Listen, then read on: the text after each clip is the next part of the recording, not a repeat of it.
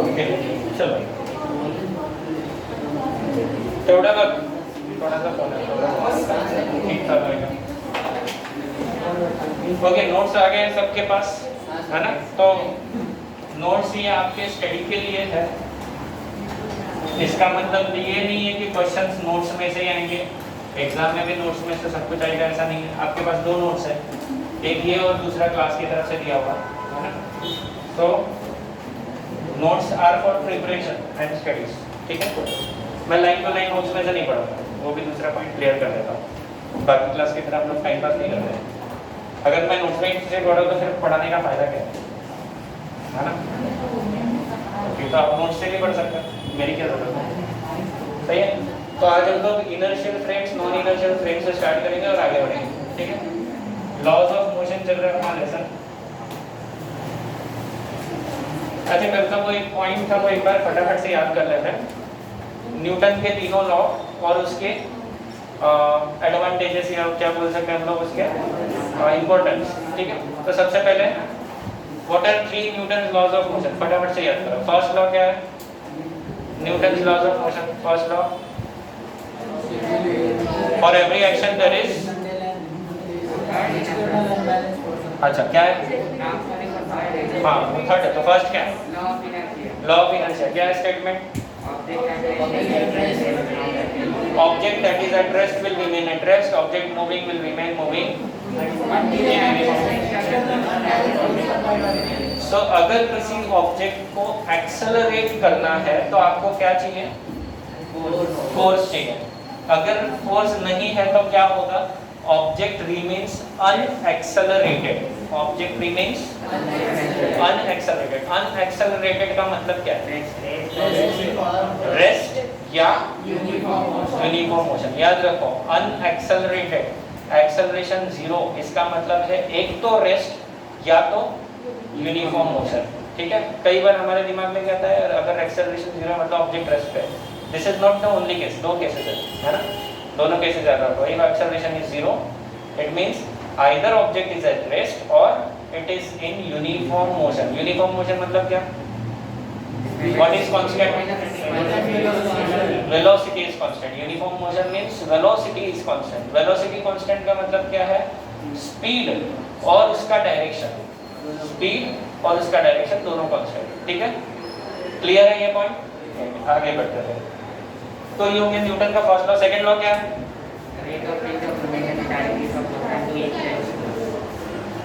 First law था law of inertia, ठीक है, ये हमने अभी अभी याद किया।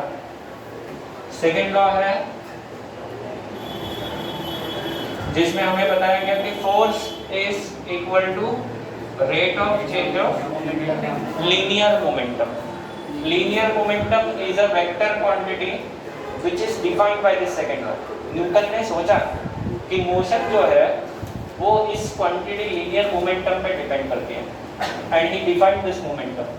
Momentum was defined as mass product of mass into velocity। उन्हें उस टाइम पे पता चल गया कि सिर्फ मास पे या सिर्फ वेलोसिटी पे मोशन हम लोग नहीं बता सकते। Generally what we logically think कि सारा मोशन वेलोसिटी से बताया जा सकता है, बट व्हाट न्यूटन थॉट कि सिर्फ वेलोसिटी से काम नहीं बनेगा, मास इनटू वेलोसिटी के प्रोडक्ट जो है ये हमें मोशन के बारे में पूरी जानकारी दे सकता है। And that's why he defined momentum which is product of mass and velocity. उन्होंने डिफाइन नहीं किया सीधा सीधा, momentum is defined by product of mass and velocity.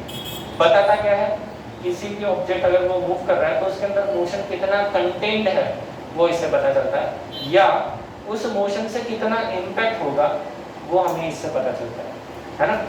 And this is your second law. Third law क्या है, simple है, action reaction are equal and opposite.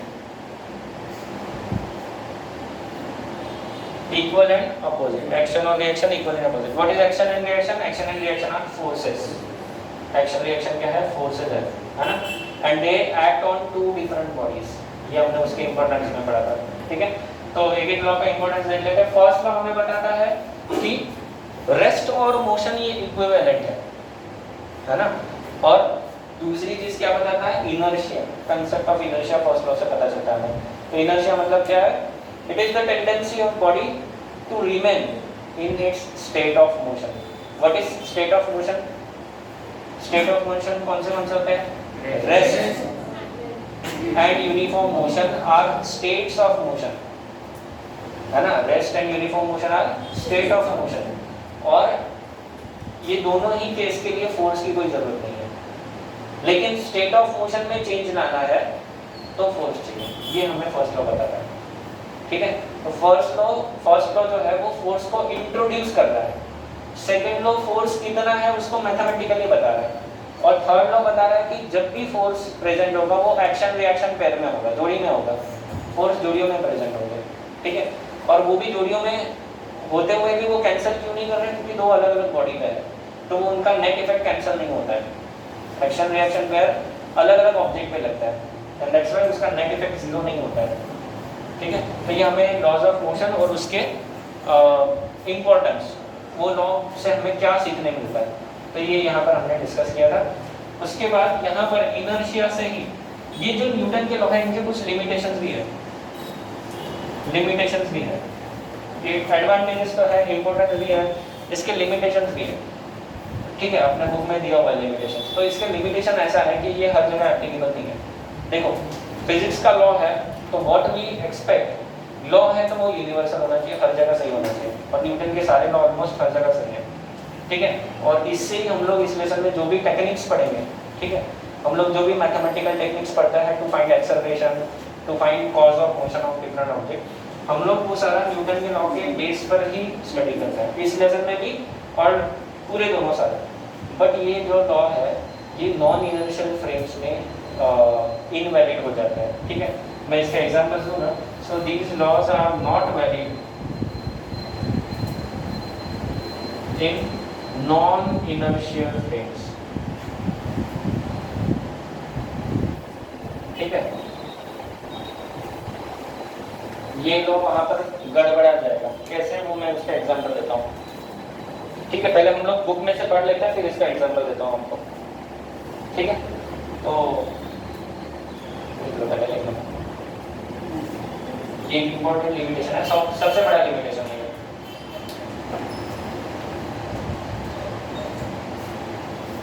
Not valid in non inertial frame, इसलिए हम लोग इनर्शियल और non inertial frames इस topic में अभी पढ़ने वाले हैं, है? पहले लिमिटेशन पढ़ लेते हैं, फिर ये फ्रेम होती क्या है वो उसका एग्जांपल दूंगा। पहले हम लोग पॉइंट्स पढ़ लेते हैं बुक में से, ठीक है? तो सिद्धि पहला पॉइंट पढ़ो, लिमिटेशंस ऑफ न्यूटन्स लॉ, आगे का टॉपिक है बट हम पहले करेंगे। मिला क्या? कौन सा पेज नंबर है? 50 मिला क्या? हाँ, पढ़ो पहला point. Newton's laws are applicable only in the inertial frames of reference discussed later. If the body is in a frame of reference of acceleration, we need to use a pseudo force in addition to all the other forces while writing the forces equation. ये एक point और लिख लेता हूँ। This leads to introduction of pseudo forces। मैं ये सारी चीजें एक्सप्लेन करूंगा, पहले हम लोग पॉइंट्स बना लेते हैं, फिर उनको डिटेल में चर्चा करेंगे हर एक पॉइंट पे। लिख लो। हाँ, बताता हूँ, हर चीज बताता हूँ आपके लिए, ये सब नया है, ये क्या है जिंदगी में कभी सुना नहीं है, सोडो फोर्स नहीं सुना है ना? ओके, आगे बढ़ो, नेक्स्ट पॉइंट बढ़ो। सीधे Newton's laws are applicable for point objects. हाँ, ये एक इम्पोर्टेंट चीज है। हमने जब भी लॉ बनाया या जब भी हम इसका फिजिक्स पढ़ते हैं तो हम लोग पॉइंट ऑब्जेक्ट्स की बात करते हैं, पॉइंट ऑब्जेक्ट्स हम लोग लेते हैं, ठीक है? ये बाय डिफॉल्ट अजम्पशन होता है कि हमारा ऑब्जेक्ट पॉइंट ऑब्जेक्ट है। रियल वर्ल्ड में ऑब्जेक्ट छोटे छोटे होते हैं, पॉइंट साइज के नहीं, रियल वर्ल्ड ऑब्जेक्ट हमारे जैसे बड़े बड़े होते हैं। तो फिर इसको वहां पर कैसे अप्लाई करेंगे वो भी हम लोग आगे सीखते हैं, रिजिड बॉडी डायनामिक्स में सीखते हैं, ठीक है? आगे का जो टॉपिक है रिजिड बॉडी, तब हम इसके बारे में चर्चा करेंगे। तो न्यूटन्स लॉ को हम लोग पॉइंट ऑब्जेक्ट के लिए ट्रीट करते हैं, पार्टिकल्स के लिए छोटे छोटे। What do you mean by point object? कितना छोटा? साइज ऑफ डॉट कितना?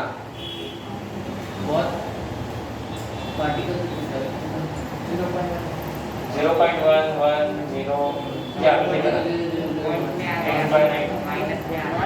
माइनस में point is defined as something which has no length, no breadth, no height.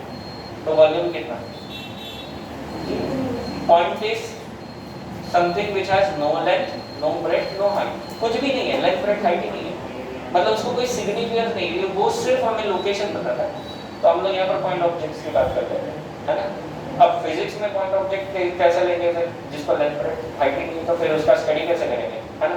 मतलब जिसको कुछ है ही नहीं, तो रियलिटी में हम कैसे करते हैं, हम दो ऑब्जेक्ट्स लेते हैं, अगर दो ऑब्जेक्ट्स के बीच का डिस्टेंस उनके जो साइज है या डायमीटर है उससे बहुत ज़्यादा बड़ा होगा, ऑब्जेक्ट का साइज बहुत छोटा, डायमीटर बहुत बड़ा, तो वहाँ पर हम लोग पॉइंट ऑब्जेक्ट की तरह उसको समझ सकते हैं, कंसीडर कर सकते हैं, ठीक है? और न्यूटन को ये प्रॉब्लम पता था, उसके लॉ जो है वो सारे पॉइंट ऑब्जेक्ट के लिए, तो ये प्रॉब्लम सॉल्व आउट करने के लिए न्यूटन ने मैथमेटिक्स का एक और नया बुक लिख दिया जिसको हम लोग बोलते हैं कैलकुलस, जो हमने सीखा। तो कैलकुलस क्यों आया? ये लिमिटेशन की वजह से न्यूटन ने एक पूरा मैथमेटिक्स बना दिया नया। उस टाइम पे मैथमेटिक्स का इतना डेवलपमेंट नहीं हुआ था, कैलकुलस ब्रांच नहीं था, न्यूटन ने एक नया ब्रांच बना दिया मैथमेटिक्स का, जिसमें उन्होंने लिमिट्स, कंटिन्यूटी, डेरिवेटिव, इंटीग्रेशन, और फिर उसको बाद में बाकी लोगों ने एक्सपांड कर दिया, डिफरेंशियल इक्वेशन, फिर बाकी सारी चीज़ें उसमें घुस गई, है ना? तो basic limits, continuity, derivative, integration ये न्यूटन ने लिखा है, एक पूरा बुक है, कितने साइज का होगा शायद से, है ना? गूगल पे अवेलेबल है, मैथमेटिका, प्रिंसिपिया मैथमेटिका नाम का बुक है, प्रिंसिपिया मैथमेटिका, न्यूटन ने लिखा हुआ बुक है मैथ्स के ऊपर, और वही प्रिंसिपिया नेचुरलिस्ट फिजिक्स के ऊपर लिखा हुआ है।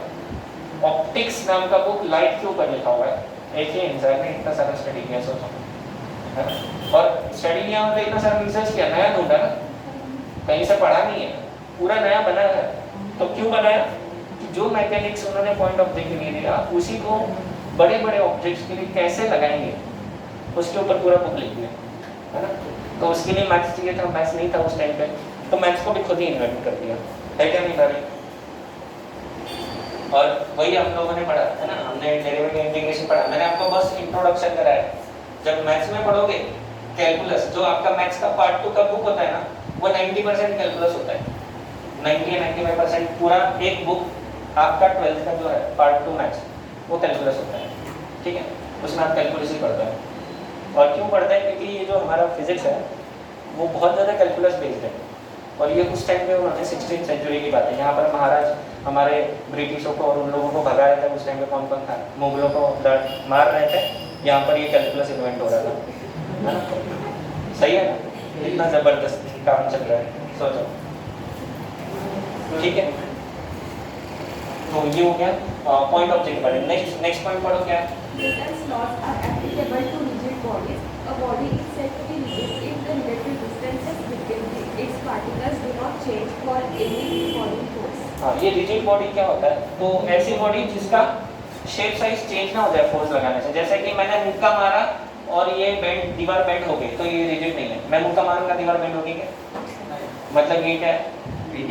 तो जब हम फोर्सेस लगाते हैं और अगर ऑब्जेक्ट का शेप ना चेंज हो, फोर्सेस के वजह से अगर ऑब्जेक्ट का शेप चेंज ना हो, तो उस बॉडी को रिजिड बोलेंगे। तो कौन सी बॉडी रिजिड है? सोचो अपने आसपास, ये दीवार रिजिड है, ये सीलिंग रिजिड है, ये फ्लोर रिजिड है, हम खड़े हैं, हमारा वजन लग रहा है, फिर भी बेंड नहीं हो रहा है, शेप नहीं चेंज हो रहा है।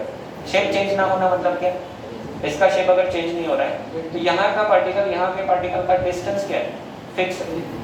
तो relative position of particle is fixed, such body is called rigid body. So applicable on rigid body. This law is applicable on rigid bodies. Non rigid होंगे तो क्या करना है? यहाँ पर कोई डिस्कशन नहीं है न्यूटन का, ठीक है? नॉन रिजिड है तो और भी कुछ हो जाएगा। एग्जाम्पल बताता हूँ इसका। हम लोगों ने न्यूटन के लॉ में इस सेकेंड लॉ को हम लोग मॉडिफाई करते हैं, अगर मास कांस्टेंट हो तो सेकेंड लॉ का ऐसा लिखा जा सकता है, हाँ या नहीं? अब इमेजिन करो आपके पास कोई सॉलिड ऑब्जेक्ट है, लकड़ी का ब्लॉक है, आपने फोर्स लगाया किसी भी एक पॉइंट पर उस ब्लॉक पे, इस सरफेस पर रखा हुआ है, जैसे कि डस्टर, मैंने फोर्स लगाया, क्या होगा? उस फोर्स की वजह से उसका एक्सेलरेशन होगा, ठीक है, सिंपल। अब उसी लकड़े के ब्लॉक की जगह आप इमेजिन करो कि एक सॉफ्ट डो है, डो जिसे हम रोटी बनाते हैं ना, कणिक म्हणतो आपण मराठी, कणिक असा ठेवलेला आहे आणि तिला मी फोर्स लावतो, बोट लावला असा फोर्स लावण्यासाठी, काय होणार? एक्सेलरेशन होईल का? मग काय होईल? बोट मध्ये जाईल, एक्सेलरेशन नाही झाला, फोर्स लावला एक्सेलरेशन नाही झाला, न्यूटनचा लॉ गडबड झाला है ना, न्यूटन का लॉ गलत हो गया, क्योंकि न्यूटन के लॉ के हिसाब से फोर्स लगाया एक्सेलरेशन होना चाहिए, and this is unbalanced force, इसको कोई बैलेंस नहीं कर रहा है, इसका इफेक्ट क्या होगा? शेप चेंज हो गया वहां पर, because the body was non rigid. तो उसको हम लोग अलग से इलास्टिसिटी लेसन में पढ़ते हैं, ऐसे केसेस को, है ना, उसके लिए अलग लेसन है, ये लेसन में नहीं पढ़ते न्यूटन लॉ, क्योंकि न्यूटन का लॉ वहां पर वैलिड नहीं है, सिर्फ रिजिड बॉडी के लिए। ब्लॉक के लिए, ये डस्टर के लिए देखो मैं फोर्स लगा रहा हूँ, ये उंगली से फोर्स लगाया जा रहा है, इसी की जगह वही दो होगा, उंगली से फोर्स लगाया, आगे थोड़ी जाएगा, नहीं जाएगा, वो वहीं पे उसमें मेरी उंगली घुसते जाएगी, अंदर टूट भी जाएगा, लेकिन वो जगह नहीं चेंज करेगा आपको, है ना, तो वहाँ पर न्यूटन का लॉ नहीं चलेगा, ठीक है। कहाँ नहीं चलेगा ये भी पता होना चाहिए ना, आगे पढ़ो। For objects moving in space comparable to that of light, Newton's laws of motion do not give results that match with the experimental results, and Einstein's special theory of relativity has to be used.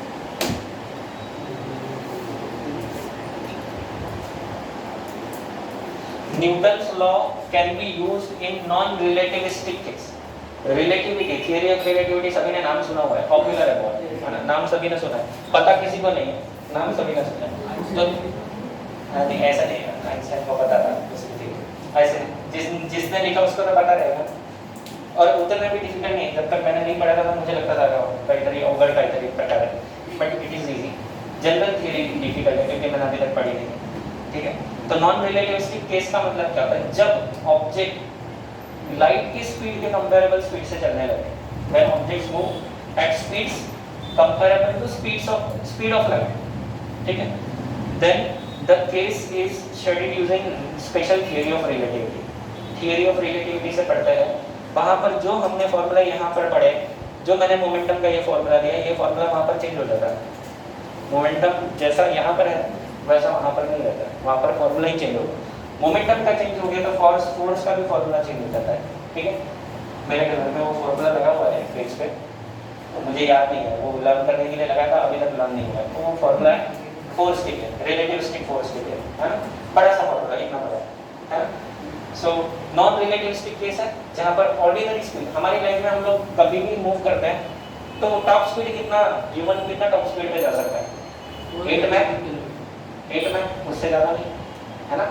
Fastest jet plane है ना, कितना है fastest jet plane का speed?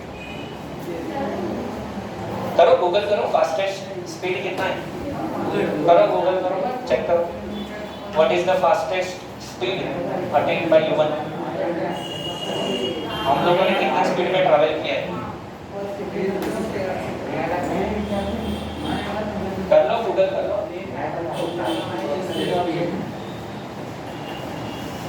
Fastest speed with which human has travelled, हाँ मैं objects की बात नहीं कर रहा हूँ, ऑब्जेक्ट्स को हम लोग काफी ज्यादा स्पीड तक एक्टिवेशन नहीं कर सकते।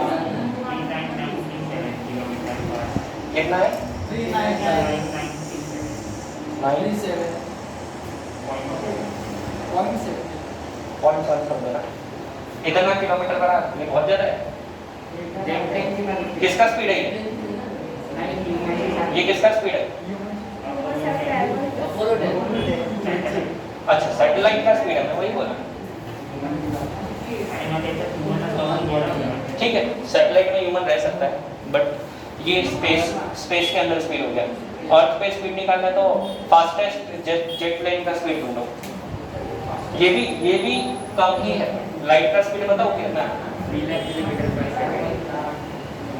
किलोमीटर पर सेकेंड है, पर सेकेंड, ये पर आवर है, और ये 3 लाख नहीं है, 39,000 है, तो लाइट का स्पीड बहुत ज्यादा है, 39,000 किलोमीटर पर आवर, ये किलोमीटर पर सेकेंड लाइट का, लाइट का इज स्पीड ऑफ लाइट।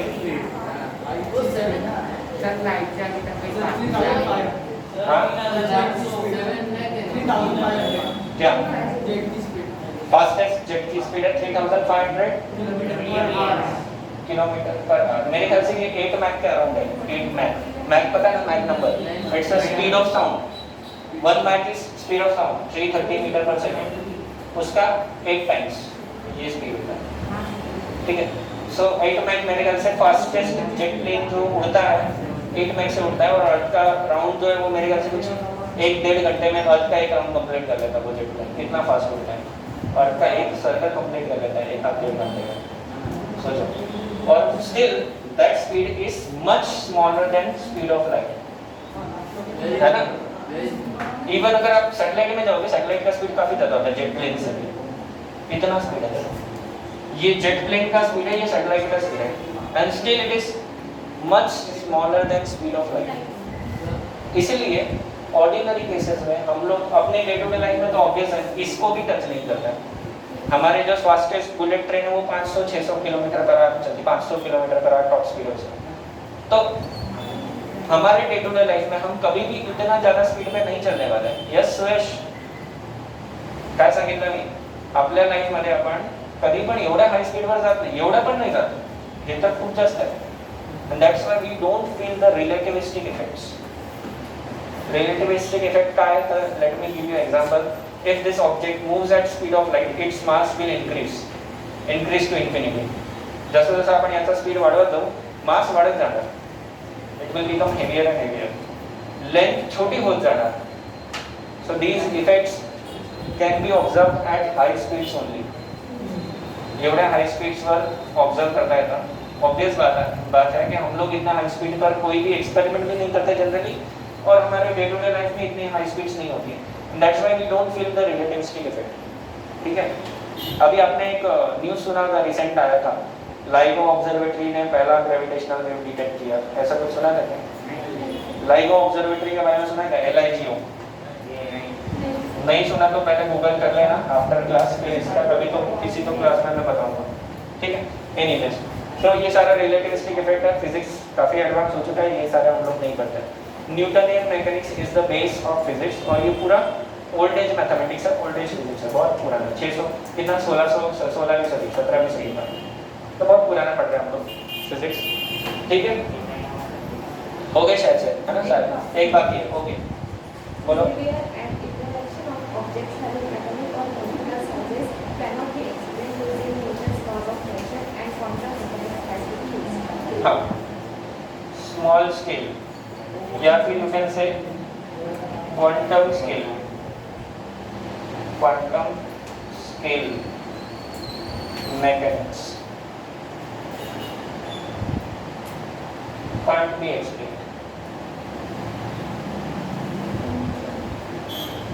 मतलब छोटे स्केल पे जो पार्टिकल्स है, एटम्स, मॉलिक्यूल्स, इलेक्ट्रॉन, जो जिस स्केल पर है, ये जो उनका साइज स्केल है, वहाँ पर ये फिजिक्स नहीं चलता, वहाँ पर क्वांटम मैकेनिक्स यूज होता है। तो that scale is called quantum scale. Less than, you can say less than 10⁻⁸ metre, 10⁻⁸ metre से छोटा, है ना। मतलब आपकी बालों के थिकनेस से 100 गुना छोटा, आपकी बालों की थिकनेस से 1/100 times of thickness of your hair, वहाँ पर क्वांटम मैकेनिक्स लगता है उस स्केल पर। उससे छोटे स्केल पर क्वांटम मैकेनिक्स डोमिनेट करता है, and the physics and everything changes at that scale, ठीक है। तो वो सब हम लोग नहीं पढ़ रहे क्योंकि वो एडवांस आता है, एडवांस फिजिक्स में आता है। इस स्केल में, इस लेवल पे हम लोग वो सारा नहीं पढ़ते न्यूटनियन मैकेनिक्स में, ठीक है। तो ये क्यों पढ़ते हैं? इतना सारा तो लिमिटेशन है, बिकॉज दिस इज बेस। हमारी जो लाइफ है उसमें ये सारे एक्सट्रीम केसेस नहीं है, है ना। हम कभी भी इतना छोटे एटॉमिक स्केल पे जाके कुछ काम नहीं करते, अपना day to day life work नहीं चलता है, ना ही हम लोग लाइट की स्पीड पे भागते हैं। तो ये सारी चीज़ें हमारे डे टू डे लाइफ में नहीं। हाँ, ये लिमिटेशन जो है पॉइंट ऑब्जेक्ट का, ये हमारे लाइफ को मैटर करता है। तो इसका सोल्यूशन क्या निकाला न्यूटन ने? तो उसने एक प्रॉब्लम का सोल्यूशन भी दे दिया, है ना, पूरा मैथमेटिक्स डेवलप कर दिया। चलो आगे बढ़ते हैं। ये हो गया न्यूटन के लॉ का पूरा डिस्कशन, डिटेल में डिस्कशन कर लिया।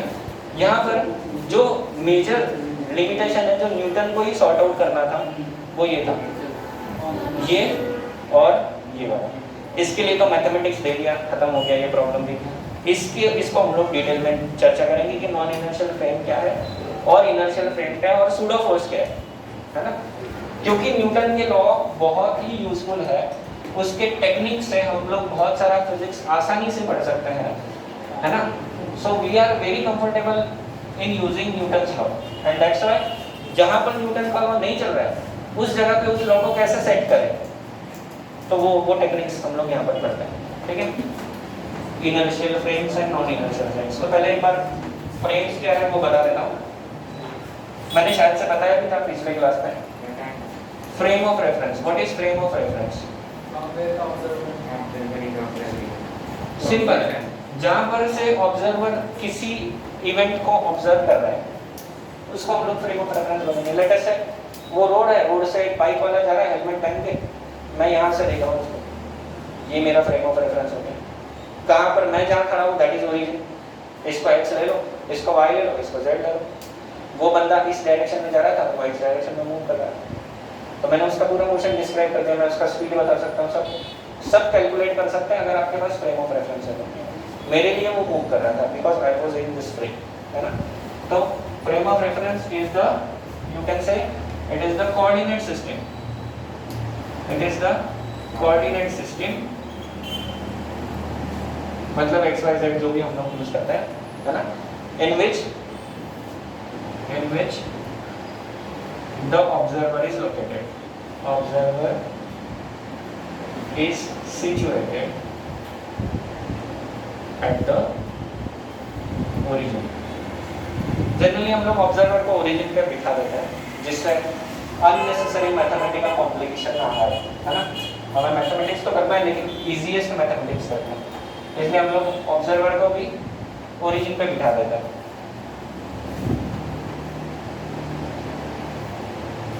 है ना।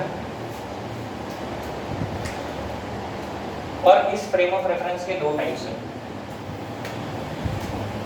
एक है inertial frame, inertial frame of reference, और दूसरा है नॉन इनर्शियल। तो पहले इनर्शियल फ्रेम क्या है वो पढ़ते हैं। हाँ, नॉन इनर्शियल टाइप 2 है, non inertial type 1 is inertial, type 2 is non inertial.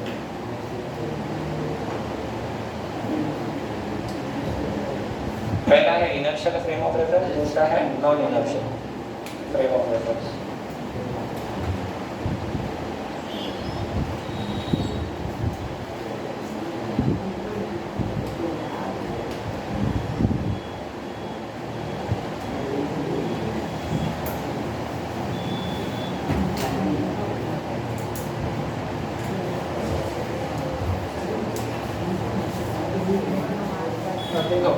Inertial frame होता कैसे? बातें नहीं याद है नहीं, सुनो। इनर्शियल फ्रेम का पहले डेफिनेशन बताता हूँ। What is definition of inertial frame? A frame of reference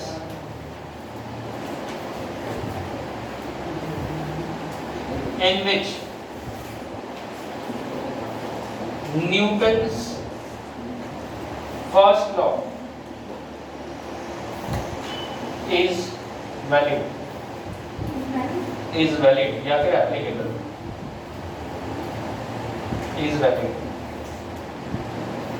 is your inertial frame of reference। ऐसी फ्रेम जिसमें न्यूटन का लॉ सही है उसको हम लोग इनर्शियल फ्रेम ऑफ रेफरेंस बोलेंगे।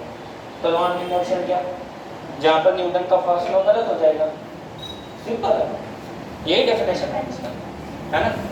अब इसको समझते हैं, ये तो हो गया स्टेटमेंट, है ना, समझना जरूरी है इसको।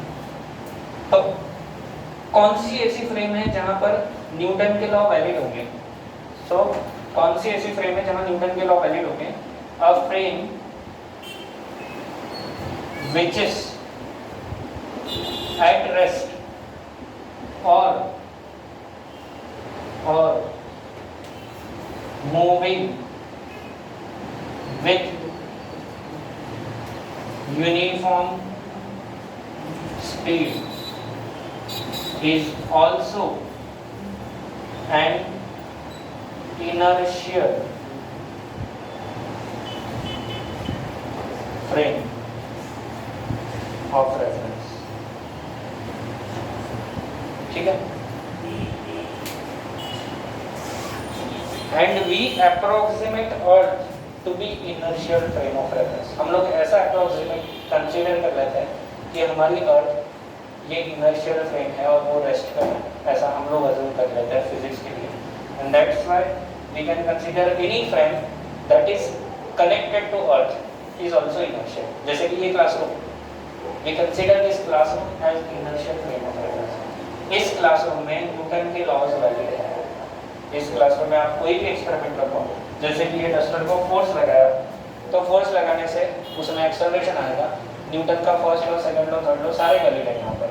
जैसे ये ऑब्जेक्ट रेस्ट पे है, फोर्स नहीं लगाया, रेस्ट पे ही रहेगा, तो फर्स्ट लॉ वैलिड हो गया। इस क्लासरूम में हो रहा है ना फर्स्ट लॉ वैलिड।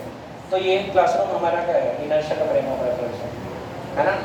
इस क्लासरूम के रिस्पेक्ट में वो व्हीकल्स मूव कर रहे हैं हाईवे पे या रोड पे, तो वो व्हीकल्स भी हमारा क्लासरूम जो है ये हमारा फ्रेम ऑफ रेफरेंस है, ये इनर्शियल है। इसके रिस्पेक्ट टू हम किसी का भी मोशन बता सकते हैं, है ना। So this is inertial frame. Non inertial क्या है, वो ज़्यादा इंपॉर्टेंट है, वो समझेगा तो इनर्शियल ज़्यादा अच्छे से समझ में आएगा। सो सेकेंड पार्ट है नॉन इनर्शियल फ्रेम। तो ऐसा फ्रेम जहाँ पर न्यूटन के लॉ गलत हो जाए, a frame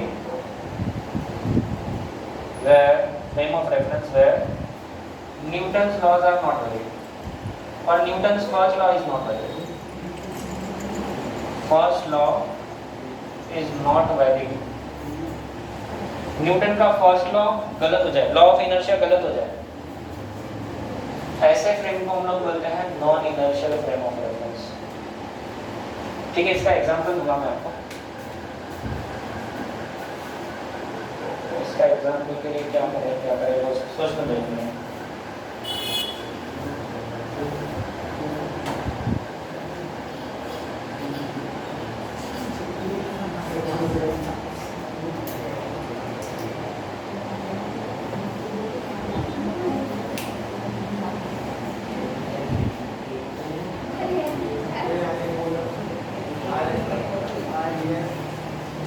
non inertial frame, ऐसे फ्रेम जहां पर न्यूटन का लॉ क्या है, वैलिड नहीं है। इसका एग्जांपल है accelerated frame of reference. Accelerated frames are non inertial frame. Accelerated frames are non inertial frame.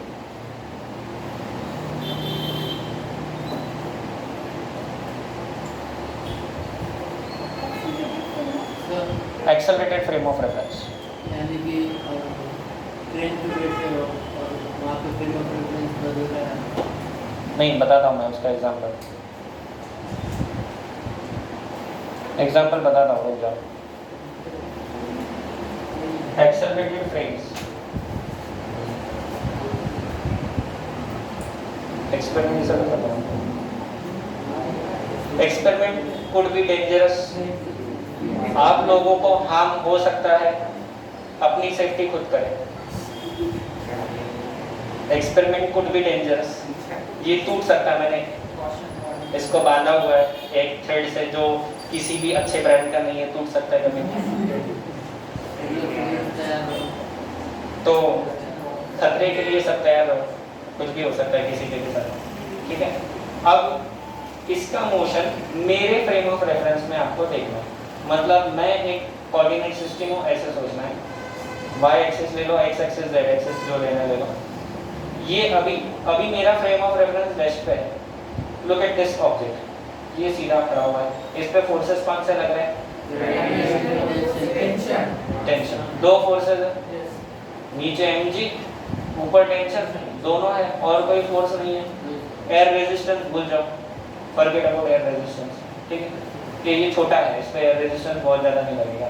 बड़ा सरफेस होता तो लग जाता, सिग्निफिकेंट फोर्स लगता है। छोटा है तो एयर रेजिस्टेंस पे कोई टेंशन फिलहाल नहीं है।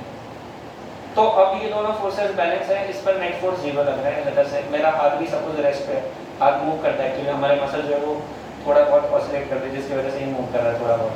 So forget about that part, ठीक है। मेरी फ्रेम ऑफ रेफरेंस अभी रेस्ट पे है, और उसमें अगर आप इसको देख रहे हो तो ये भी रेस्ट पे दिख रहा है, फोर्सेस बैलेंस हो रहा है, मतलब ये कौन सा फ्रेम है, इनर्शियल। अब अगर मैं झटके से भागूं, मतलब मैं रेस्ट से मोशन में आ जाऊं, तो मेरा फ्रेम कौन सा हो जाएगा? तब इसके साथ क्या हो रहा है देखना, इसका मोशन आगे जाएगा, पीछे जाएगा या अपनी जगह रहेगा वो देखना। ठीक है, करूँ मैं स्टार्ट? रुक जाओ जरा, इसको रुकने दो। It is very difficult kind of experiment. Initial case देखो, जिस मोमेंट, चलो मैं पूरा नहीं भागता हूँ, मैं इतना फास्ट नहीं भागता, तेज नहीं भाग सकता, डायरेक्ट इसी को देखो, मैं अपना हाथ ही तेजी से मूव कर लेता हूँ। पहले उसका रेस्ट पे आने दो, रुक जा भैया। ठीक है, जब मैंने रेस्ट से मूव किया उस मोमेंट पे क्या हुआ, वो मोमेंट देखो। ऑब्जेक्ट कहाँ जा रहा है? पीछे क्यों गया?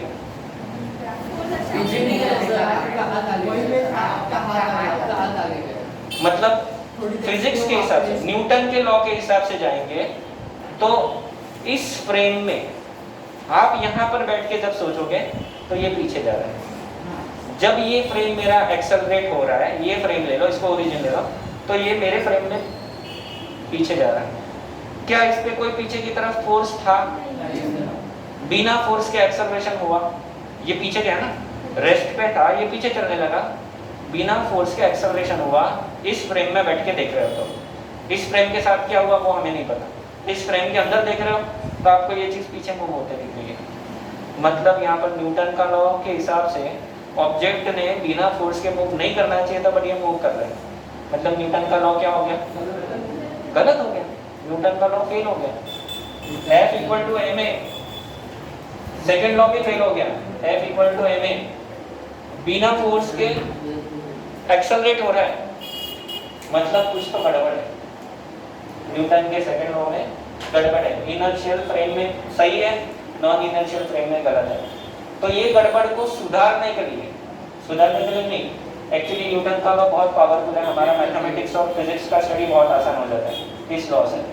तो अगर नॉन इनर्शियल फ्रेम में ही भी न्यूटन का लॉ लगाना है तो we add one more term, one more force which is called as pseudo force. Pseudo force, P silent है, पसूडो नहीं है, pseudo force, P silent. Pseudo का मतलब झूठा, सूडो का मतलब झूठा, फॉल्स। क्यों लगाया?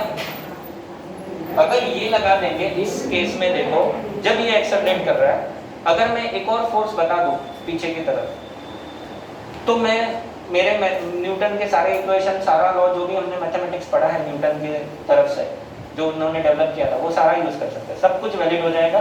सिर्फ एक टर्म घुसा दो, pseudo force. So pseudo force is a force which is of non real origin. वो सच में फोर्स नहीं है, वो था ही नहीं, इधर कोई फोर्स था ही नहीं। एक और एग्जांपल देता हूं आपको इसका, सूडो फोर्स का, नॉन इनर्शियल फ्रेम का। एक और एग्जांपल, आप बस में बैठे हो, महाराष्ट्र एसटी मंडल की बस है, हाँ? तुमको पता है कैसी बस है और कितना जबरदस्त क्वालिटी का रेड कलर का बस है, हाँ? और मस्त हाईवे पे घाट में चल रही है बस, और घाट में अपना ड्राइवर तो 70-80 के नीचे उतरना ही नहीं, भले स्पीड लिमिट 40 होगा। एसटी मंडल को सबका कॉन्फिडेंस रहता है कि बस पलटने वाली नहीं है, 80-90 की स्पीड में वो घाट में चलाते गाड़ी। ये ऐसे टर्न मारा, फिर ये ऐसे टर्न मारा। आपका पोजीशन कैसा रहता है? आप ऐसे बैठे रहते हो? राइट साइड टर्न मारा, आप किस तरफ जाओगे? लेफ्ट साइड टर्न मारा, आप किस तरफ? तो यहाँ पर आपको कौन फोर्स लगा रहा है? कोई नहीं लगा रहा है। कौन सी फ्रेम है? आप जब टर्न कर रहे हो, यू आर अंडर टर्निंग, जब रोटेशनल मोशन या सर्कुलर मोशन हो रहा है, you are under centripetal acceleration, so your motion is accelerated motion. Rotating frames are accelerated motion. ये rotating frame हो गया आपका, जो बस है वो डब्बा टर्न मार रहा है, मतलब वो रोटेट कर रहा है, इट्स अ रोटेटिंग फ्रेम। मतलब आप पे फोर्स लगना है, कौन सा फोर्स लगना है? Pseudo force. रियल में कोई फोर्स नहीं है, आप टर्न मार रहे हो, इधर से इधर, इधर से इधर शिफ्ट हो रहे हो, because of what? Because of this force. अब इसके पीछे का रियल रीजन सोचो, रियल रीजन क्या है? ये तो हो गया, लॉ को सही करने के लिए हमने घुसा दिया एक और फोर्स। किस तरह? जिस तरफ आपकी फ्रेम मूव कर रही है उसके अपोजिट में। सूडो फोर्स का मैग्नीट्यूड होता है minus of m times acceleration of frame. देखो तो जरा, ये सही है क्या फॉर्मूला? अब मैंने जब ये मेरा ऑब्जेक्ट मूव किया था, ये मूव हो रहा था आगे, frame was moving forward with acceleration a, इस पे फोर्स पीछे की तरफ लग रहा था विद एक्सेलरेशन माइनस a, इसलिए सेम फॉर्मूले को माइनस साइन ले लेना है। Force pseudo force acting on object of mass m is force is equal to mass times negative acceleration of frame. Minus लेना है acceleration of frame. फ्रेम के opposite में चलता है, फ्रेम के अपोजिट में mass of object, acceleration of frame और उसका minus. Force that is of non-real origin.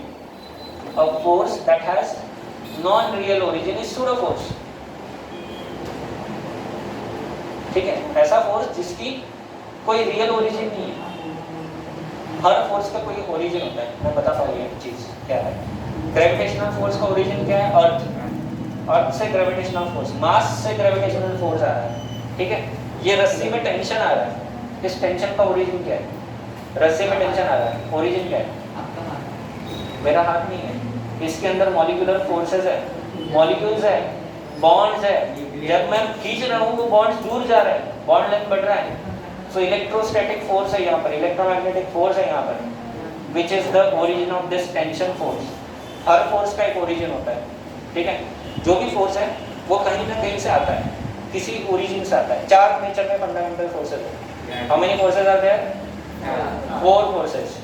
पहला ग्रेविटेशनल, दूसरा तीसरा वीक इंटरेक्शन, चौथा स्ट्रॉन्ग इंटरेक्शन. हमारा जो वर्ल्ड है वो ज़्यादातर जो हम लोग फील करते हैं, एक्सपीरियंस करते हैं, वो ग्रेविटेशनल और इलेक्ट्रोमैग्नेटिक होता है. स्मॉल स्केल पर, न्यूक्लियर स्केल पर वीक इंटरेक्शन, स्ट्रॉन्ग इंटरेक्शन. ठीक है, न्यूक्लियर स्केल पर बहुत छोटे साइज में वहाँ पर वीक इंटरेक्शन और स्ट्रॉन्ग इंटरेक्शन प्रेजेंट होता है. सोचो, 2 पॉजिटिव चार्ज है, नज़दीक रह सकता है क्या? न्यूक्लियस के अंदर कई सारे पॉजिटिव चार्ज, कई सारे पॉजिटिव प्रोटॉन्स इतनी छोटी सी जगह में, इतनी छोटी मतलब कितनी? 10⁻⁻15 मीटर, 14 मीटर से 15 मीटर रेंज है. इतनी छोटी सी जगह में कई सारे पॉजिटिव चार्जेस कैसे रह सकते हैं? So that force is strong interaction force. एक बहुत ही स्ट्रॉन्ग फोर्स है जो उनको पकड़ के रखता है. ऑब्वियस बात है, बहुत स्ट्रॉन्ग फोर्स है तो एनर्जी क्या होगी? बहुत ज़्यादा होगी. बहुत स्ट्रॉन्ग मतलब बहुत ज़्यादा एनर्जी होगी. और जब आप उस फोर्स को तोड़ोगे तो वो एनर्जी बाहर आ जाएगी. That is nuclear energy. समझ में आया? तो 1 ग्राम अगर आप यूरेनियम को तोड़ दो तो आपके घर की इलेक्ट्रिसिटी साल भर चलेगी. 1 ग्राम से मेरे ख्याल से शहर की इलेक्ट्रिसिटी चलेगी, धरती तो बहुत कम होगी, है ना. तो वो कैलकुलेशन है, आप देख सकते हो, गूगल पे मिल जाएगा. न्यूक्लियर एनर्जी कितना दे सकता है आपको. सोचो इतने से छोटी सी जगह में कितनी छोटी है, -15 मीटर बहुत छोटा होता है, बहुत छोटा, है ना. और वहाँ पर इतनी ट्रेमेंडस एनर्जी है because of that strong force, nuclear force. Weak interaction भी सब एटॉमिक पार्टिकल पे होता है ना. तो उन चीज़ों को हम लोग 11th और 12th में डिस्कस नहीं करते हैं. एडवांस फिजिक्स में आता है, न्यूक्लियर फिजिक्स का पार्ट है वो. ठीक है, हमारा जो वर्ल्ड है ज़्यादातर 2 फोर्सेज आते हैं, एक ग्रेविटेशनल, दूसरा electromagnetic. Electromagnetic force, electrostatic force हम लोग पार्ट 2 फिजिक्स में पढ़ते हैं. ग्रेविटेशनल फोर्स हम लोग ग्रेविटी लेसन में पढ़ेंगे, हमने स्कूल में भी पढ़ा हुआ है ग्रेविटेशन लेसन, है ना. ग्रेविटेशन लेसन में हमने फोर्स का फॉर्मूला पढ़ा था, न्यूटन्स लॉ. क्या था? Newton's law of gravitation, F = G m1m2/r².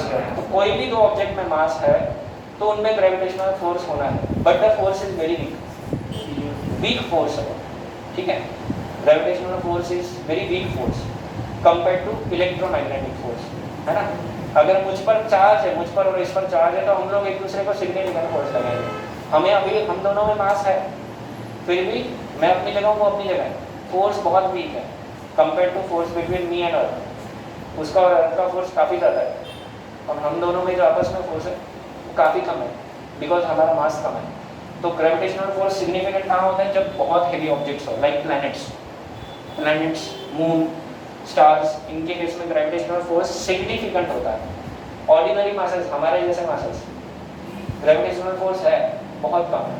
ठीक है, अर्थ पे तो वो फील भी नहीं होगा. हाँ, स्पेस में चले जाओ, ऐसी जगह जहाँ पर ग्रेविटी ही नहीं है और हम दोनों को ऐसे रख दो तो हम लोग धीरे धीरे एक दूसरे की तरफ एक्सेलरेट हो जाएंगे, है ना. उस केस में दिखेगा आपको फोर्स, अदरवाइज अर्थ पे तो नहीं दिखेगा क्योंकि अर्थ का फोर्स काफ़ी ज़्यादा है. ठीक है, तो ये हो गया 4 fundamental forces. Pseudo force is not fundamental force, उसका कोई ओरिजिन नहीं है, आप उसके बारे में कुछ नहीं बता सकते. सूडो फोर्स के बारे में सिर्फ क्या फॉर्मूला लगाया, ये एक्चुअल में वो फोर्स है ही नहीं. आप सोचो, बस में आप लेफ्ट या राइट क्यों जा रहे हो? Because of what? वो तो उसकी वजह से तो ये आ रहा है सूडो फोर्स, लेकिन रियलिटी क्या है? तो रियलिटी बस टर्न कर रही है ना। दूसरा एक एग्जांपल देता हूँ, चलो आप चलती बस में से, हम लोगों को आदत थी, हम लोग भी एसटी बस में से, चलती बस में से डायरेक्ट जंप करते थे नीचे, है ना, रुकने से पहले। और मुंबई में जाओगे तो लोकल ट्रेन से अगर उतरना है ना तो चालू ट्रेन से ही उतरना पड़ता है, रुकने के बाद आप उतर नहीं सकते, चढ़ने वाले चढ़ जाते हैं। तो जब हम चलती ट्रेन या चलती बस से उतरते हैं, तो अगर मेरी ट्रेन इस तरह चल रही है और अगर मैं ऐसा उतरा तो क्या होगा? अपोजिट डायरेक्शन में उतरा तो क्या हो जाएगा? गिर जाएंगे, है ना। हुआ है मेरे साथ, दादर स्टेशन पे हुआ है, बहुत बुरी तरह से गिरा था, ठीक है। तो हर कोई गिरता है, अगर आप दादर स्टेशन पे उतर गए तो you are the winner, Olympic में भी खेल सकते हो, ठीक है। अगर आप चलती ट्रेन में उतर गए, उतर के रुक गए तो क्या होगा? तब भी गिर जाओगे। तो जैसे ही चलती ट्रेन से उतरना तो क्या टेक्निक यूज करना चाहिए? भागना पड़ता है। क्यों? इसका रीजन क्या है? जब आप ट्रेन में हो, ट्रेन में जब आप हो, you are moving with some velocity, जब तक ट्रेन रुके नहीं है, आपने जंप किया, ग्राउंड तो रेस्ट पे है, आपके अंदर वेलोसिटी है, तो आपके पैर रुक गए, ऊपर का पार्ट जो है वो बी वेलोसिटी से मूव कर रहा है, ट्रेन के वेलोसिटी से, तो गिर जाओगे। तो क्या करना है? आप जंप कर रहे हो तो सेम वेलोसिटी से नीचे उतर जाओ, तो you will, your floor is also moving with the same velocity in opposite direction. So this is inertia. आपके अंदर इनर्शिया भी, इनर्शिया ऑफ मोशन पढ़ा है ना फर्स्ट लॉ में, क्या बोलता है inertia of motion? Object continues to move with the same velocity. जब आप ट्रेन के अंदर हो, आपका वेलोसिटी ट्रेन का वेलोसिटी से है, जंप किया, आपके अंदर सेम वेलोसिटी है जब तक आप जमीन को टच नहीं कर रहे हैं। जैसे ही जमीन को टच किया, जमीन आपको रोक रही है, तो आपकी बॉडी अनसिमेट्रिक फोर्सेस लग रहे हैं जिससे टर्न करके गिरते हैं। और अगर आप दौड़ने लग जाओ तो क्या हो जाएगा? आपने मोशन को कंटिन्यू किया, आपने इनर्शिया को फॉलो किया, आपकी जो इनर्शिया थी उसी इनर्शिया से आप दौड़े, फिर धीरे धीरे स्लो हो गए, तब आपने डिसेलरेटिंग फोर्सेस लगाए, ठीक है। तो उस केस में नहीं गिरोगे। तो चलती गाड़ी या चलती बस से उतरना सेफ नहीं है, इट इज़ नॉट रिकमेंडेड। भले ही मैंने कर लिया एक्सपेरिमेंट, आप मत करो, हड्डियाँ टूट सकती हैं, मेरी नहीं टूटी है फॉर्चुनेटली, ठीक है। सो फिजिक्स के हिसाब से अगर चलती व्हीकल में से जंप करना है, उतरना है, तो आपको जंप करते वक्त मोशन के डायरेक्शन में दौड़ना चाहिए, है ना, और फिर धीरे धीरे अपने आप को स्लो करना चाहिए, ठीक है। आप फिजिक्स जानते थे इसलिए आपकी हड्डियाँ नहीं टूटी? नहीं पता था मुझे फिजिक्स उस टाइम में, इतना नहीं आता था, कॉलेज लेवल की बात है, कॉलेज में इतना किसको फिजिक्स आता है?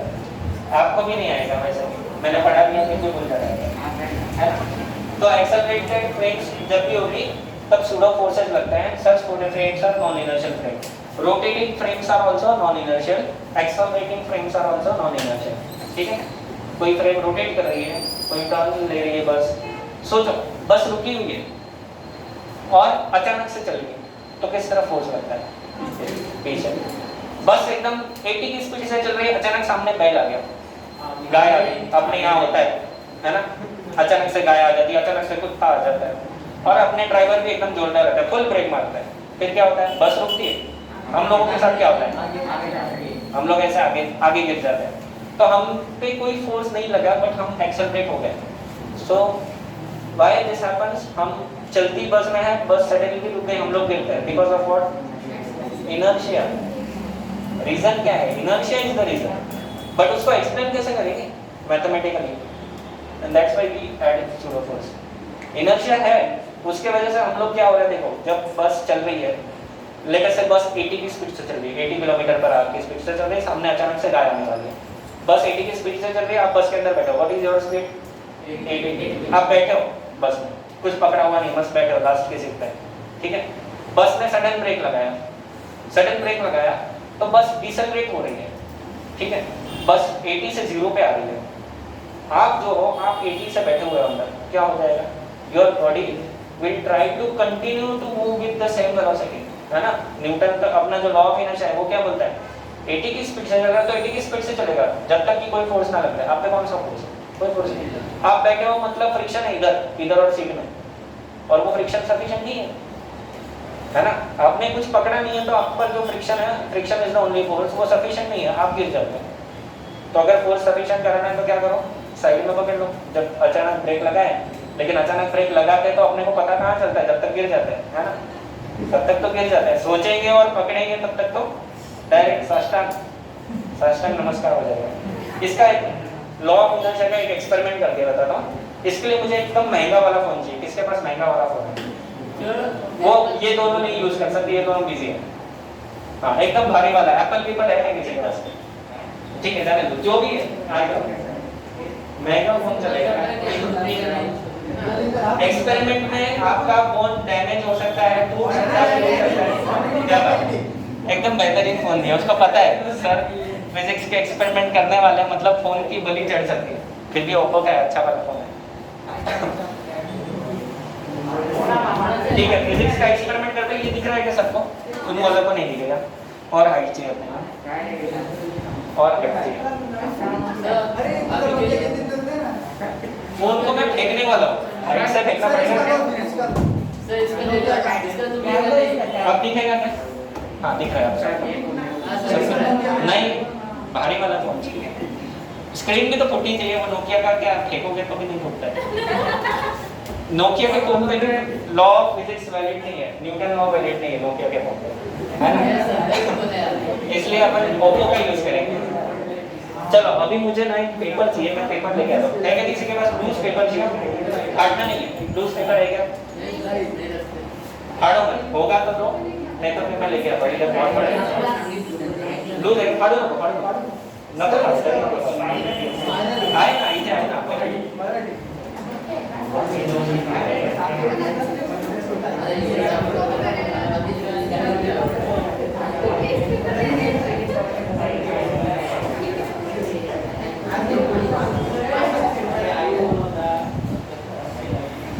ठीक है अपने पास मिल गया एक यूजलेस पेपर है ना? अब क्या करने वाले हैं, रुको पहले डेमोन्स्ट्रेशन फोन से नहीं दिखाता हूँ, नहीं तो तुम लोगों को मन दुखेगा तुम्हारा। पहले डेमोन्स्ट्रेशन हम लोग डस्टर के साथ करते हैं, ठीक है? डस्टर के साथ करते हैं। अब मैं क्या करने वाला हूँ? क्या हो गया? डस्टर तो गिर गया, क्यों गिरा? मैंने खींचा तो वो गिरा। अभी मोबाइल के साथ करता है। Are you ready? आप देखो फोन चल रहा है, चल रहा है मतलब जिंदा है अभी। खींचो। Are you ready? न्यूटन पे भरोसा है? नहीं है? फिजिक्स पे भरोसा है? क्या लगता है गिर जाएगा? क्या हुआ? हिला या नहीं हिला? नीचे गिरा क्या? नीचे नहीं गिरा लेकिन हिला। गिरा नहीं, क्यों नहीं गिरा?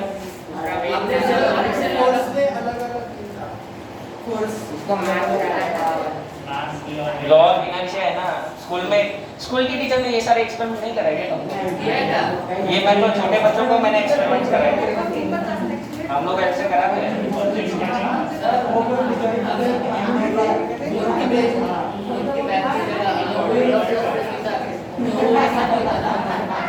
अगर प्लेन सरफेस की बजाय रफ सरफेस बनता तो थोड़ी ग्रिप होती है या फिर कंप्रेशन होता है तो फिर वो गिर सकता है। चलो करते हैं रफ सरफेस के लिए क्या लो बताओ, नाम क्या है इसका?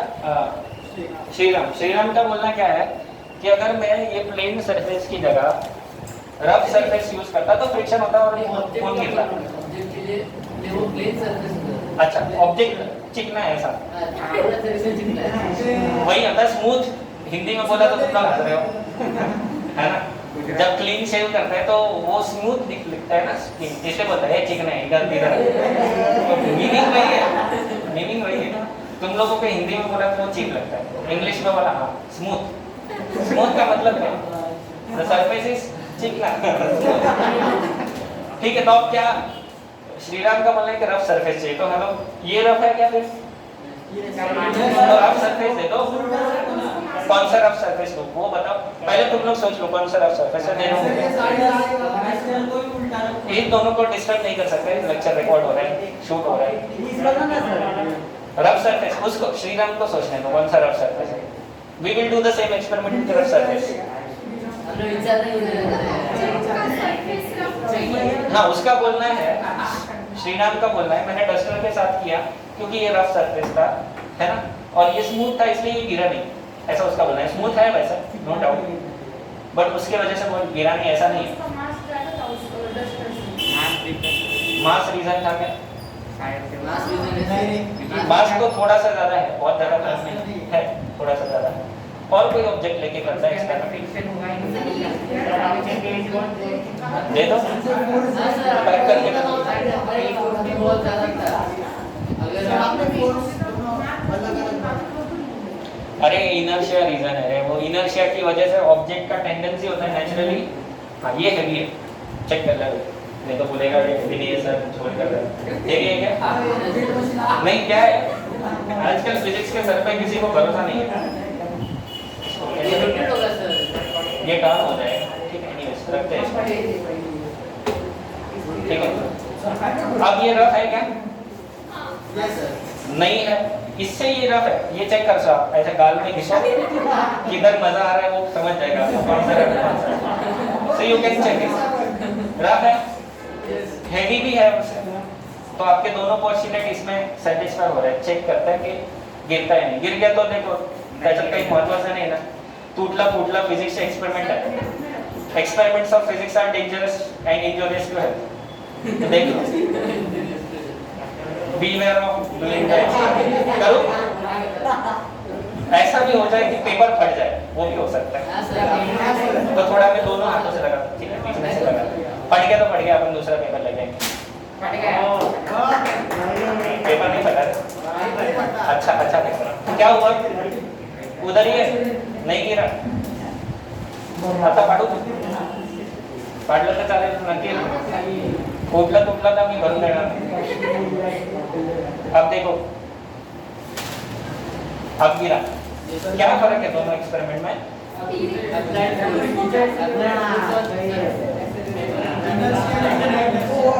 चलो, ये बॉडी और ये बॉडी अपनी स्टेट में रहने की कोशिश करती है। This tendency is called tendency of inertia और द इनर्शिया ऑफ बॉडी। ये दोनों ही बॉडी का खुद का इनर्शिया है, जिसके वजह से वो अपनी जगह पे रहना चाहते हैं। वो रेस्ट पे है, वो रेस्ट पे रहना चाहता है। मैंने सडनली फोर्स लगाया, बट वो फोर्स किस पे लगाया? पेपर पे। पेपर उस पे कौन सा फोर्स लगा सकता है? ये पेपर इस पे कौन सा फोर्स लगा सकता है? ये कौन सा फोर्स लग रहा है? ये कौन सा फोर्स लग रहा है पेपर पर? मैंने पेपर पे फोर्स लगाया, पेपर टेंशन थोड़ी लगा, पेपर इस पे कौन सा फोर्स लगा? फ्रिक्शन है, पेपर और इसके अंदर फ्रिक्शन है, पेपर और इसके अंदर भी फ्रिक्शन था, बट ये फ्रिक्शन फोर्स इस तरह का फोर्स होता है, इंटरलॉकिंग फोर्स। रफ सरफेसेस एक दूसरे में इंटरलॉक होते हैं, इंटरलॉक होने में टाइम लगता है। झटके से करेंगे तो इंटरलॉकिंग के लिए टाइम ही नहीं मिलेगा। ये देखो मैं धीरे धीरे कर रहा हूँ, ये इंटरलॉक है, इंटरलॉक हो रहा है वापस से। झटके से करेंगे तो इंटरलॉक नहीं होगा। तो मैंने ये काम झटके से किया तो इंटरलॉकिंग के लिए सफिशिएंट टाइम नहीं मिला, फ्रिक्शन एक्ट नहीं हो पाया, या फिर सफिशिएंट फ्रिक्शन नहीं था, जिसकी वजह से ये जो मेरा ऑब्जेक्ट है अपनी जगह रहा because of its own inertia, और पेपर निकल के आ गया। यही मैजिशियन करता है, सिर्फ टेबल पे कांच की ग्लास रख देते हैं, प्लेट रख देते हैं और कपड़ा रख देते हैं, और कपड़े को एक पर्टिकुलर टेक्निक से खींचा जाता है, और सेटिंग का कपड़ा होता है, जनरली सेटिंग का कपड़ा थोड़ा ज़्यादा स्मूथ रहता है, तो टेबल पे सारी चीज़ें एज इट इज रहती है और आपका पेपर हट के निकल जाता है। ठीक है, ये जितना परफेक्टली करोगे, मतलब जितना स्पीड से करोगे ऑब्वियसली, उतना ऑब्जेक्ट अपनी जगह ही रहेगा, है ना इंटरेस्टिंग बात। ठीक है, तो ये था न्यूटन का लॉ। तो ये न्यूटन के फर्स्ट लॉ का डेमोन्स्ट्रेशन था। ये लो अपनी अपनी चीजें। ये फोन मैंने नहीं फोड़ा, ये पहले से फूटा हुआ था, ठीक है, आप लोग सब, और ऑन रिकॉर्ड है हमारे पास, नहीं तो फिर बाद में बोलेगा सर ने एक्सपेरिमेंट किया, फोन फोड़ दिया। ठीक है, तो नहीं फूटा बिकॉज न्यूटन का लॉ सही था, न्यूटन का फर्स्ट लॉ सही है, प्रूफ नहीं किया ना हमने अभी एक्सपेरिमेंट से। नहीं, वो तो फ्रिक्शन के लिए, फ्रिक्शन पड़ेगी, ठीक है। आपने वो कुछ और एक्सपेरिमेंट भी ऐसे करा था, स्कूल में करा था, अगर आपने देखे होंगे। एक ग्लास रहता है, ग्लास के ऊपर कार्डबोर्ड रखते हैं, ग्लास के ऊपर कार्डबोर्ड के ऊपर कॉइन रखते हैं, ये करवाया आपको। ये एक्सपेरिमेंट वही तो था, ग्लास और कॉइन की जगह मैंने मोबाइल फोन और कपड़ा ले लिया था कार्डबोर्ड की जगह। Experiment was same, same experiment था, है ना? और उसको ऐसे मारते हैं कि वो तेजी से हट जाए, फ्रिक्शन को टाइम ना मिले, मतलब फोर्स जीरो रहे। फ्रिक्शन फोर्स यहाँ पर इन एग्जाम्पल्स में ऑलमोस्ट जीरो था, इसलिए कोई फोर्स नहीं था, तो ऑब्जेक्ट अपनी जगह पर था तो वो नीचे गिर गया, कॉइन नीचे गिरा, मेरा मोबाइल अपनी जगह पे रह गया, जो मोबाइल फोन था या पाउच था वो अपनी जगह पे रहा, because friction was not sufficient, मतलब कोई फोर्स नहीं था, जो can say there was no force, है ना? So when there is no force object remains at rest, ये न्यूटन का फर्स्ट लॉ है ना? वही तो प्रूव किया, क्लियर है? इनर्शियल फ्रेम का नॉन इनर्शियल फ्रेम क्या, लेकिन नॉन इनर्शियल फ्रेम में न्यूटन के लॉ वैलिड नहीं है, भले अभी मैंने प्रूव किया न्यूटन का लॉ सही है। नॉन इनर्शियल फ्रेम में सही कराने के लिए हम लोग सूडो फोर्स को लाते हैं, जिससे लॉ सही हो जाए, या फिर लॉ का हम लोग यूज करते हैं। नहीं, न्यूट्रलाइज नहीं होता, सूडो फोर्स सच में है ही नहीं ना। हम ला इसलिए रहे कि हम सेम मैथमेटिक्स यूज कर सके, जो मैथमेटिक्स हमने इनर्शियल फ्रेम में पढ़ा है वही मैथमेटिक्स हम नॉन इनर्शियल फ्रेम में भी यूज कर सके, इसलिए प्रोड्यूस सूडो फोर्स। ठीक है, क्लियर है? क्यों लगाना है सूडो फोर्स? कितना बच रहा है, टाइम कितना बच रहा ओके सर, है? तुम लोग तो यार इनर्शियल फ्रेम में ही मेरा एक लेक्चर खा गए, चलो जानते हैं।